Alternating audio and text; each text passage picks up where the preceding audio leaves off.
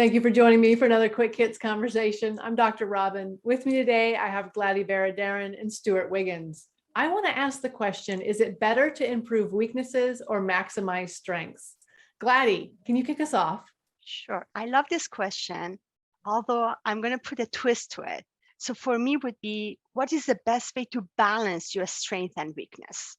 I would give you an example. When we talk about strength, any strength could be really amazing, but if you overdo it, it can become a weakness. So let me give you two examples. If you're analytic, we want people to be analytic. We want them to stop, think, strategize. So type A, red personality that they're taking action all the way. Sometimes they don't have that time to really take a right action. So we want them to stop, be analytic. But if somebody's too analytic, then they're going to be taking too much time to think, and then the time passes and they can't take the right action.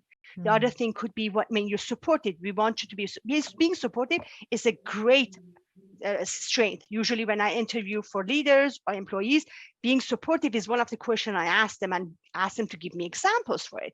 But if somebody's too supportive and always jumping to help others, then they're not helping themselves. Then they're losing at this point. So finding a balance for me is the most important thing between your strength and weakness. I would concur. I think that people put such a huge amount of emphasis on strengths and weaknesses, and that's why balance is so good. But don't discount your strengths. In fact, in organizations that I've led, I always try to make the point on, let's continue to improve on our strengths, because they will become a weakness if you don't keep an eye on it. I always like to reference the book Good to Great, because all the companies that were in that book, in the next edition of that book, they all fell back because they didn't continue to improve on what they did well. For example, Kodak didn't realize that they had to pivot away from film. You don't hear about Kodak anymore. GE has problems. So that's why I say it's important to keep a balance between both. People are so afraid to acknowledge the fact that I need to keep my my strengths in front of me, but those weaknesses can actually help you pivot to improve on your strengths. I always like to say the greatest opportunities come from the greatest challenges. Okay, your challenges are down both paths, so it's important to be able to recognize that. Don't look at it as a weakness, but actually capitalize on it so you can improve. Yeah, before we were trying to record this previously, and Dr. Jesse Carrie was with us, but his internet was unstable and he couldn't stay. But he was trying to make a point that if you optimize your strengths rather than optimize your strengths, that's what athletes do, that they really make the best use of their strengths. And I love that point he was making. And to piggyback on that, I feel like if your weaknesses aren't inhibiting your ability to continue moving forward, then yes, focus on your strengths, delegate stuff that is your weaknesses. But if you have a weakness that is inhibiting your ability to move forward, then you've got to do something about that weakness. I agree. I would piggyback on that. And this is the other part of the whole question. The fact that we cannot always concentrate on weaknesses, because even in interviews, I don't ask, what is your weakness? It's the question we used to ask 20, 30 years ago. Not anymore. We often look at their strength they have.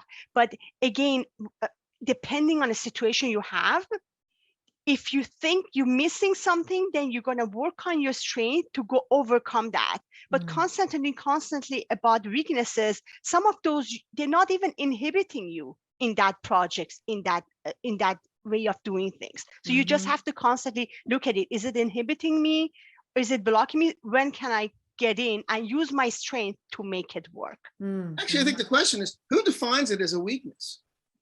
I mean, I would say that maybe one of my weaknesses is if I'm in like a group setting, I'm not the most gregarious person.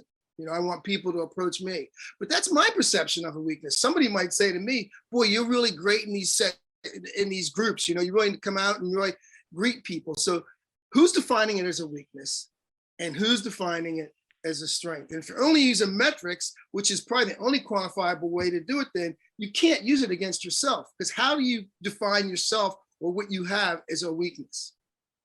And it's interesting you say that, because in a group setting, I am one of the most gregarious people there. And sometimes I think that's a weakness. So that just validates the point. You believe that's a weakness. Somebody else doesn't believe that.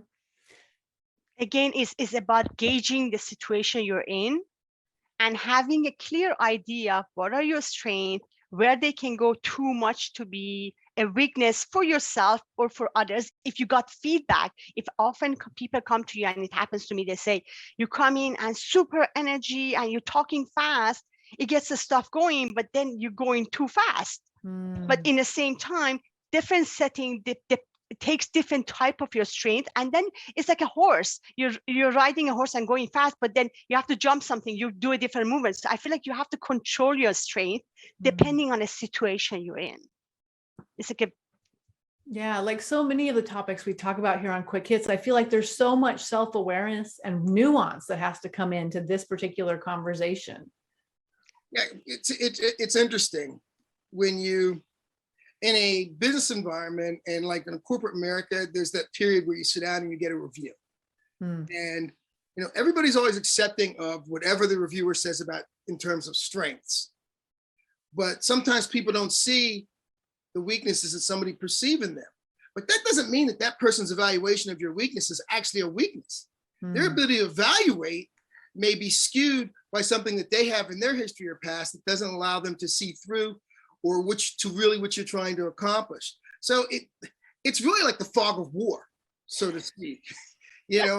How do you cut through all that to actually define? So I'll just say this. Do the things you have in front of you as well as you can. Improve where you can improve on a daily basis. And if you think an area needs to be improved, improve it. And don't discount the fact that maybe you don't want things that you do well to go to the wayside. Continue to work on those also. I see. May I add to that? So accept your weaknesses.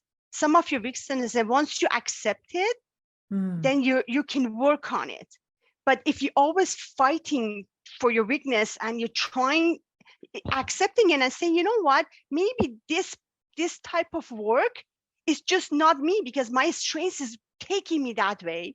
And my weakness, maybe for this job, I'm like, okay, I'm not going to jump into my weakness. I'm going to work on my strengths and go to that path and accept it. And I'm wondering, like, to your point, Stewart, who says is there only strengths and weaknesses? What about all the skills in the middle?